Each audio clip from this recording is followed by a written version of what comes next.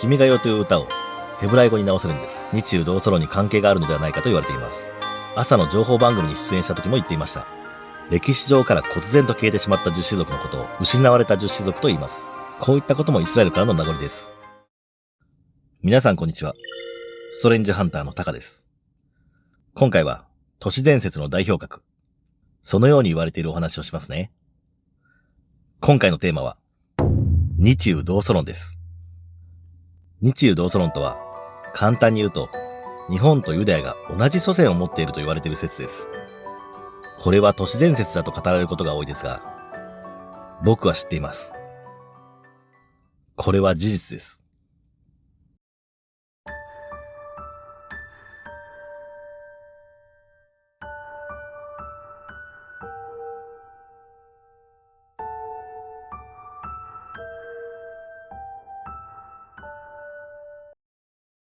時はエジプト文明が崩壊する時に遡ります。エジプトで文明が崩壊した後、エジプト文明の生き残りの一族は、その後イスラエルに移動。そしてイスラエル王国が誕生します。もともとは同じ国でしたが、その後国が分裂します。2氏族からなるユダ王国と10氏族からなる北イスラエル王国に分かれました。しかし、300年の時が過ぎた紀元前722年、栄華を極めた北イスラエル王国も滅ぼされてしまいます。その時に北イスラエル王国にいた10氏族は国を失い、世界中へと散っていきました。そして今もその10氏族は行方がわからないと言われています。この歴史上から忽然と消えてしまった10氏族のことを失われた10氏族と言います。そして消えた10氏族の一部の行方として、遥か東の国である日本にたどり着いたという説です。紀元前722年にイスラエルの10氏族が国を失いました。日本の歴史のスタートは紀元前660年に神武天皇が即位し、現在に至ります。この空白の62年という月日をかけ、東へと移動し、そして根付き、日本という国を作り上げた。歴史の時系列から見てもあり得る話ですよね。その年数だけでは納得できない。そりゃそうでしょう。では、ここから日本とユダヤの文化、言葉についての共通点についてお話ししていきましょう。日本の伝統的な文化の一つにお祭りがありますよね。そのお祭りによく使われるのがおみこし。このみこしの形があるものに似ているんです。そのあるものとは、失われた十氏族が持っていたアークと呼ばれるものです。このアークというものを入れていた箱、この箱の形が今のみこしとそっくりなんです。お祭りつながりで日本の代表的なお祭りに祇園祭があります。祇園祭というのは京都の伝統的なお祭りですが、この祇園祭、一体何の祭りかというと、ノアの箱舟が漂着した日、その日を記念してこの祇園祭が行われています。日本で祇園祭が開かれている日、イスラエル地方でも同じような祭りが開かれています。遠く離れた2つの国が同じ日を祝っている。日本とノアの箱舟は全く関係がないように見えますが、なぜ日本では昔からノアの箱舟に関連した日をお祝いしているのでしょうか。以前公開した祇園祭についての動画の中でもたくさんの共通点を散りばめています。お祭りの隠された意味、飾られているタペストリー、そういったものもぜひチェックしてみてくださいね。その他にも日本の国技となっている相撲、その相撲にも日中同ソ論に関係があるのではないかと言われています。2018年に元横綱の貴乃花が朝の情報番組に出演した時も言っていました。相撲というのは日本語ではない、ヘブライ語なんです。相撲という言葉は種毛というヘブライ語なんですね。そんなことを話していました。また、相撲を取るときに行司が発する八卦に残ったという言葉。これも実はヘブライ語なんです。日本人にとって馴染みがとても深い相撲。しかし、日本人の多くは八卦に残った、その意味さえ知る人は少ないです。では八卦に残った、これがどういう意味か。この言葉をヘブライ語で訳すと、投げろやつけろという意味になります。まさに相撲そのものですね。元横綱の貴乃花が言っているんです。あながち嘘ではないと思いませんか？ヤコブと天使の相撲とは、旧約聖書、創世記、32章23節から33節です。そこにはこう書かれています。ヤコブは一人後に残った。その時、何者かが夜明けまでヤコブと格闘した。ところが、その人はヤコブに勝てないと見て、ヤコブの足の関節を打ったので、格闘をしているうちに足の関節が外れた。もう去らせてくれ。夜が明けてしまうから。とその人は言ったが、ヤコブは答えた。いいえ、祝福してくださるまでは話しません。お前の名は何というのかとその人が尋ね、ヤコブです。と答えると、その人は言った。お前の名はもうヤコブではなく、これからはイスラエルと呼ばれる。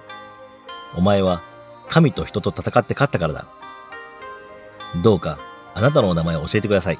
とヤコブが尋ねると、どうして私の名を尋ねるのかと言って、ヤコブをその場で祝福した。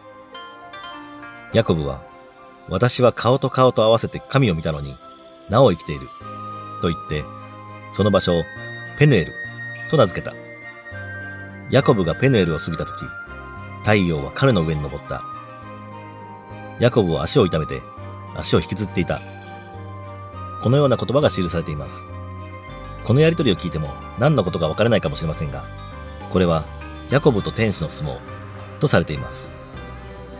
旧約聖書にも相撲のことが記されています。それとつながってくる話ですが、お田植え祭、抜き穂祭といわれるお祭りがあります。これは大山積神社の一人相撲の話です。このお祭りは人間の力士が一人で相撲を取っています。誰か相手がいるかのように力士は相撲を取っています。これは目に見えない稲の精霊と真剣に相撲を取っているんです。そして稲の精霊が勝つとその年は豊作になると言われています。このお祭りでの一人相撲は最後には必ず精霊が勝ちます。人間の力士は最後に豪快に土をつけてしまいます。傍から見れば出来レースのように見えますが、稲の精霊はめちゃくちゃ強いんです。だから必ず最後には精霊が勝ちます。先ほど出てきた旧約聖書の相撲。これも人間のヤコブと神様が戦っています。そして大山積神社の一人相撲。これも人間と神様が戦っています。こんなところにもユダヤと共通点があります。では、日本の象徴である天皇家とのつながりはどうでしょうか。日本人が海外に行くとき、必ず持っていくものがありますよね。それはパスポートです。パスポートの表紙には何が書かれていますか？もちろん日本だから日本の国旗でしょと答える人も多いです。実は違います。日本のパスポートの表紙には菊の紋章が描かれています。つまり日本人は天皇家の家紋を持って海外に出かけているんです。では、菊の紋章、これにはどんな意味があるのか、それについてお話ししていきます。日本の国旗、日の丸も、これも太陽を表しています。エジプト文明時代から人々は太陽を崇めていました。太陽を神聖な神として崇めていたんですね。失われた十種族、その種族の人たちも太陽を崇めていました。その流れもあって、日本にたどり着いた一族は太陽をモチーフにした紋章を作りました。それが今の菊紋です。実はイスラエルの古い建物にも太陽を表すマークとして菊紋と同じものが描かれています。そして天皇家にはもう一つ紋章があります。この紋章を裏紋章と言われますが、この裏紋章には獅子と一角獣が描かれています。さあ、この獅子と一角獣のペアを見て何かに似ていると思いませんか？それが見られる身近なところがあります。それは神社です。神社には狛犬がいますよね。歴史が古い神社には角がついている狛犬がいます。狛犬というのは犬ではなく、これは獅子です。獅子というのはライオン。日本という国にはライオンはいませんでした。なので獅子といっても一般には受け入れられませんでした。なので今は狛犬という名前がついています。